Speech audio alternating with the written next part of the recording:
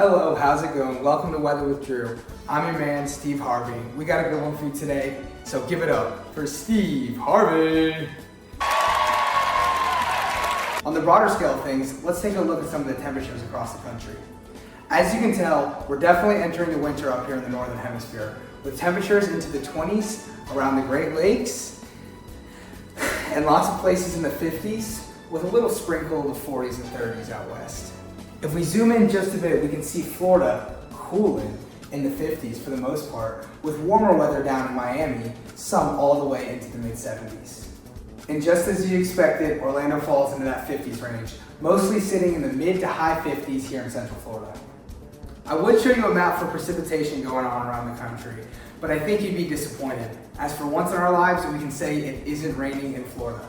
If we zoom back out and take a look at some of the cold fronts coming in, there's one over in the Pacific paired with a warm front that's probably causing those warm waters and warm temperatures down the coast. And as colder air moves in quickly, you start to see the occluded front forming up over there with the low pressure system, which usually is an indication of the parent weather system decaying.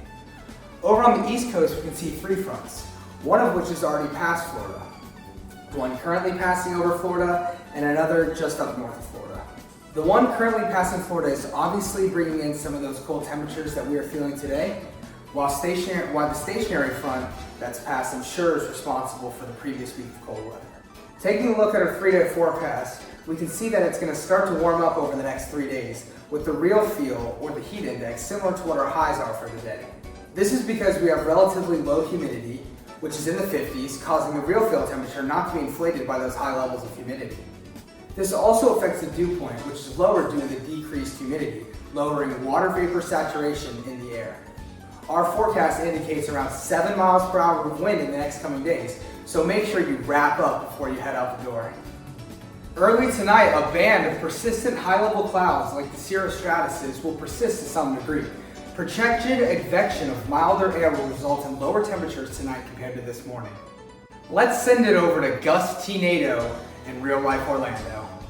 As you can see, due to the low levels of fog in the area, we have high levels of visibility for you night drivers out there. But thank God there's no snow. Snow is a common form of precipitation found in colder regions and is associated with winter weather. It can accumulate on the ground, creating layers of snow cover. Snow plays a crucial role in the Earth's climate and hydrological cycle, impacting everything from water resources to recreational activities. Additionally, the reflection by the snow contributes to the Earth's energy balance by reflecting sunlight back into space. Thanks, Gus, for all that useless information. Have a great night, and we'll see you tomorrow.